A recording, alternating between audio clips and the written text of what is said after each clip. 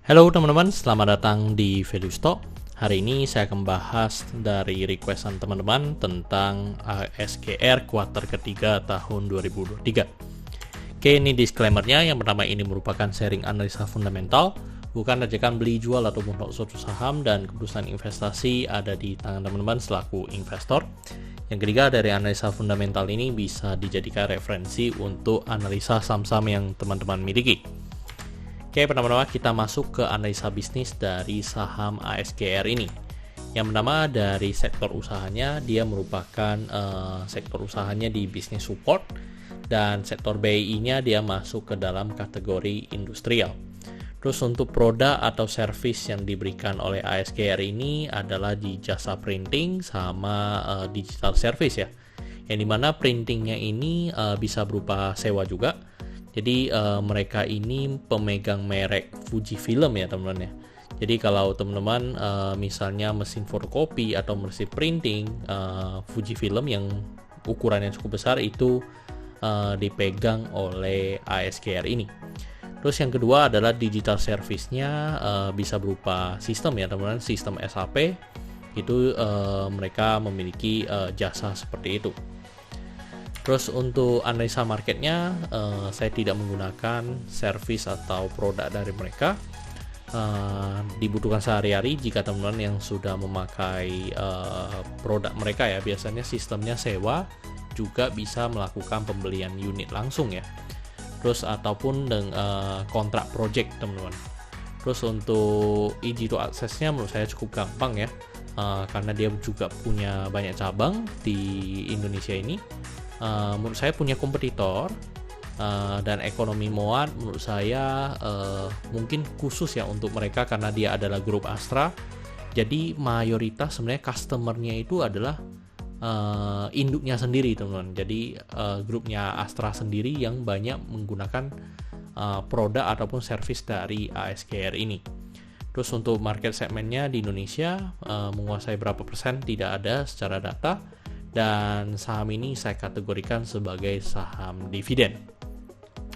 Terus untuk ownernya dimiliki oleh Astra ya atau ASI, pengalaman dari direksinya lebih dari 30 tahun, tidak memiliki kasus hukum dan tidak melakukan buyback sahamnya, dan saham mayoritas dikuasai oleh mereka sebesar 76,87%. Terus kita lihat dari segi revenue-nya.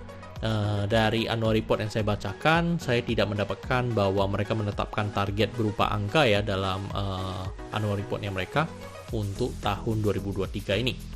Terus kalau kita lihat dari segi grafik untuk di tahun 2023 Q3 ini dibandingkan dengan 2022 itu mengalami kenaikan 1,6%. Dan kalau kita setahunkan malahan turun ya teman-teman 4,8%. Tetapi memang kita harus tunggu sampai laporan Q4-nya keluar ya teman-teman. Terus kalau kita lihat dari net profit-nya mengalami kenaikan yang cukup signifikan di 93,5%. Dan kalau disetahunkan akan mengalami kenaikan 70,8%. Dan teman-teman mungkin untuk dari revenue dan net profit dari ASGR ini kalau saya point out adalah untuk saham ini sebenarnya cukup secure ya, yang dimana memang mereka pasti dapat project ataupun dapat omset lah ya bahasanya, dapat omset dari induknya sendiri teman-teman.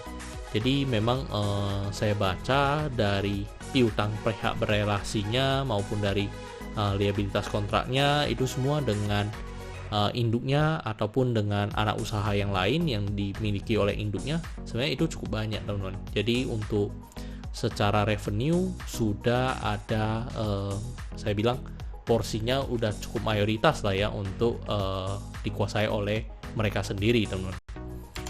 Terus untuk dari segi asetnya mengalami penurunan 1,7%. Dan kalau kita lihat dari segi depositonya memiliki 1,16 T dengan bunga deposito sekitar 1,79, jadi mereka memiliki pendapatan bunga ya 20 miliar. Terus dari segi hutangnya mengalami penurunan 14,5% dan memiliki hutang berbunga kurang lebih sekitar 20% lebih ya teman-teman ya hutang berbunganya dengan bunga 2,7%, Jadi biaya bunganya yang mereka harus bayarkan sekitar 6 miliar.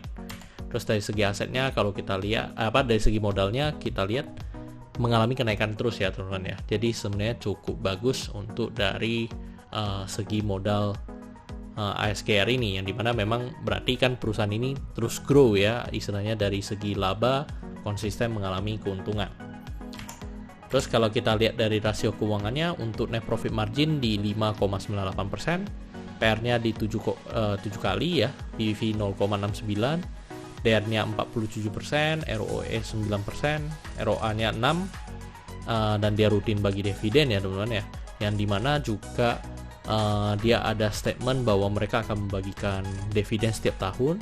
Cuma besarannya ini saya mengambil dari historinya, yaitu historinya rata-rata dibagi sekitar 40%. Terus untuk dari segi cash flow negatif semua ya teman-teman ya. Jadi secara operatingnya juga negatif karena mereka ada pembayaran. Terus untuk margin of safety untuk harga sekarang di 920, dan dari analisa fundamental saya bisa menemukan nilai intrinsic value-nya sekitar 1000. Jadi memiliki margin of safety sekitar 8,7%.